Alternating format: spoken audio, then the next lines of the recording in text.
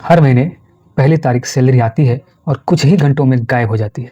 घर का किराया, बच्चों का fees, credit card bills, EMI, फिर महीने की आखिरी 10 दिन बस जुगाड़ से निकलते हैं। माननीय अध्यक्ष महोदय, आज भारत का आम परिवार घर बनाने के लिए नहीं, बच्चों को पढ़ाने के लिए नहीं, रोटी के लिए कर्ज ले रहा है, इलाज के लिए कर्ज ले रहा है, शादी के लिए कर्ज ले रहा है और जिंदगी जीने के लिए कर्ज ले। अगर यह कहानी आपको अपनी लग रही है तो शायद आप अकेले नहीं हैं।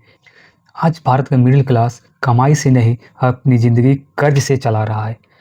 आज हम एक और बेहद ज़रूरी मुद्दे, डेट ट्रैप यानी कर्ज के जाल में फंस रहे मिडिल क्लास की बात करेंगे। कर्ज में डूबे एक ही परिवार के 7 लोगों ने जहर खाकर खुदकुशी कर।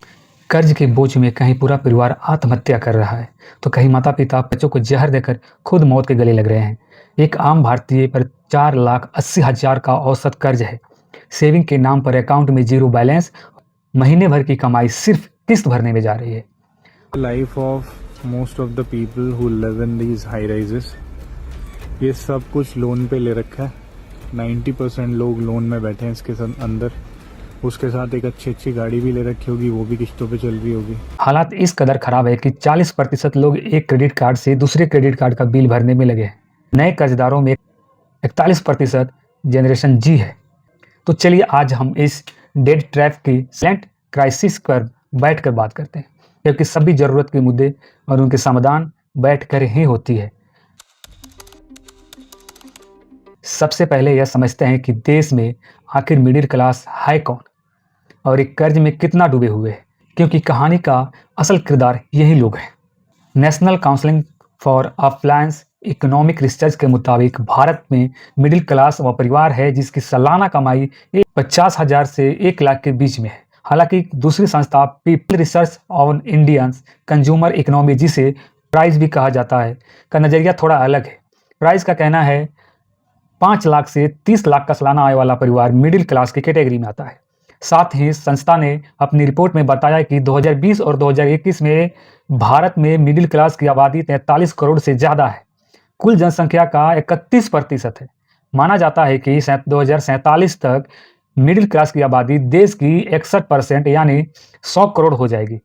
लेकिन मौजूदा हालात को देखकर लगता है शायद ऐसा होना नामुमकिन है, क्योंकि पिछले 10 सालों में मिडिल क्लास का औसत कमाई यानी एवरेज इनकम 10,50,000 सालाना पर ही अटकी हुई है। इसमें महंगाई जोड़ ले तो लोगों की कमाई बढ़ने की बजाय घट गई है। एक समय था जब भारतीय अपनी सेविंग के लिए जाने जाते थे, लेकिन आज हाउस होल्ड सेविंग यानी घरेलू बचत लगातार कम हो रहे हैं।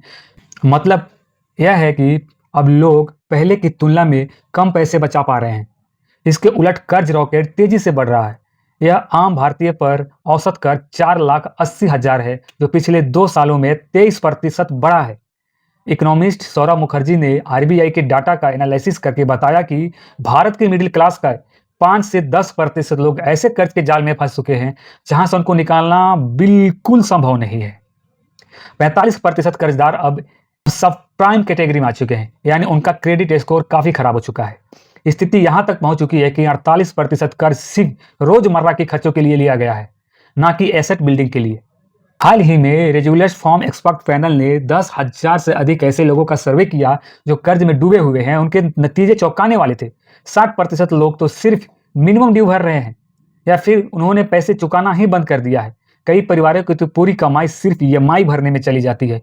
40% लोग पुरानी ईएमआई भरने के लिए नया कर्ज ले रहे हैं। असल में यही कर्ज का तो जाल है, यानी डेब्ट ट्रैप। अब फाइनेंशियल प्रेशर सिर्फ एक आर्थिक समस्या नहीं रह गया है, यह एक सामाजिक और मानसिक संकट बनता जा रहा है। नेशनल क्राइम रिकॉर्ड ब्यूरो यानी एनसीआरबी के आंकड़ों के मुताबिक पैसों की तंगी की वजह से होने वाली आत्महत्याएं 2018 में 4,970 से बढ़कर 2022 में 7,000 तक हो गई है। यानी कर्ज अब सिर्फ जेब पर नहीं, जिंदगी पर भी असर डाल रहा है। असल में आंकड़े आपको यही स्थिति बताते हैं, लेकिन कहानियां आपको उसका दर्द महसूस कराती है। इसके पीछे का क्या कारण है कि 80 और 90 के दशक की ओर देखें तो तस्वीरें बिल्कुल अलग थी।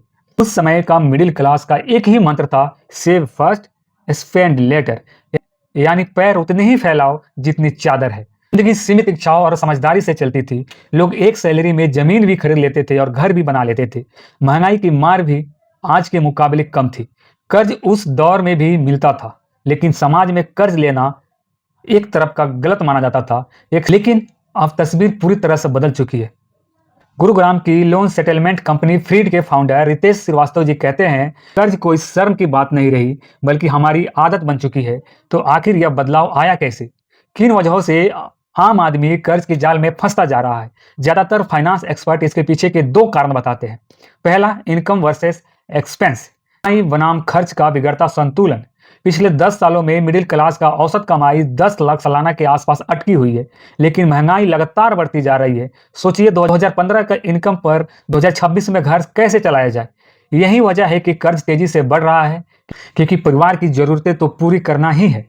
आरबीआई ने अपनी हालिया रिपोर्ट में बताया कि भारत में हाउस होल्ड डेप्ट यानी घरेलू कर्ज की जीडीपी का 42.9% है। दूसरी तरफ घरेलू बचत, जो पहले भारत की सबसे बड़ी ताकत थी, अब लगातार घट रही है। पिछले कई सालों से इनकम लगभग वही है, लेकिन खर्च बढ़ गया है। दूसरा कारण है इजी लोन। आज लोन लेना बहुत आसान हो गया है, फिन से क्रेडिट कार्ड, बीएनपीएल। तीसरा कारण है लाइफ स्टाइल और सोशल मीडिया। लोग दिखावे के लिए खर्च ज्यादा कर रहे हैं और यही कारण है कि वो कर्ज में फंसते जा रहे हैं। जब आप एक लोन चुकाने के लिए दूसरा लोन लेते हैं तो आप डेट ट्रैप में फंस चुके हैं। अब आखिर में बात लोन कंपनी के रिकवरी एजेंट की धमकी और प्रताड़ना की है। दरअसल जब कोई ईएमआई मिस होता है तो पहले महीने बैंक की तरफ से पेमेंट रिमाइंडर आते हैं, लेकिन दूसरे महीने कॉल्स पर गाली गलौज तक बात होने लगती है। तीसरे महीने बैंक रिकवरी का काम थर्ड पार्टी की एजेंसी को सौंप देती है। इन एजेंसी के एजेंट कमीशन पर काम करते हैं और पैसे निकलवाने के लिए धमकाने पर उतर आते हैं। एक्सपर्ट पैनल के अनुराग मेहरा बताते हैं कि इन एजेंट को अक्सर आरबीआई की गाइडलाइंस की ट्रेनिंग नहीं होती है, जिससे वे कर्जदार को पब्लिकली ह्यूमिलेट करने पर उतर आते हैं।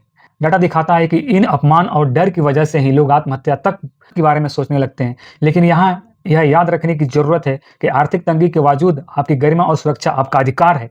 आरबीआई के फेयर प्रैक्टिसेस कोड बैक्स को जबरन वसूली से रोकते हैं।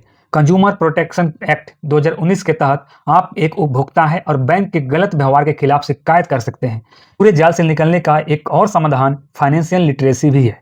आज भारत में केवल 27% लोग ही फाइनेंशियली अवेयर है। यही वजह है कि लोग बिना सोचे समझे कर्ज लेते हैं और बाद में उसी में फंस जाते हैं, क्योंकि कर्ज का जाल सिर्फ पैसों से नहीं छूटता, समझ से छूटता है। आखिर में महात्मा गांधी की यह बात आपको याद रखनी चाहिए कि दुनिया में हर इंसान की जरूरत पूरी करने के लिए पर्याप्त संसाधन है, लेकिन हर इंसान के लालच को पूरा करने के लिए नहीं। इस वीडियो में फिलहाल इतना ही। आप इस पूरे विषय पर क्या सोचते हैं, अपनी राय हमें कमेंट सेक्शन में जरूर बताएं। अगर ये वीडियो आपको पसंद आई है तो वीडियो को लाइक कीजिएगा, चैनल को सब्सक्राइब कीजिएगा। मिलते हैं अगले वीडियो में, तब तक के लिए नमस्ते, धन्यवाद।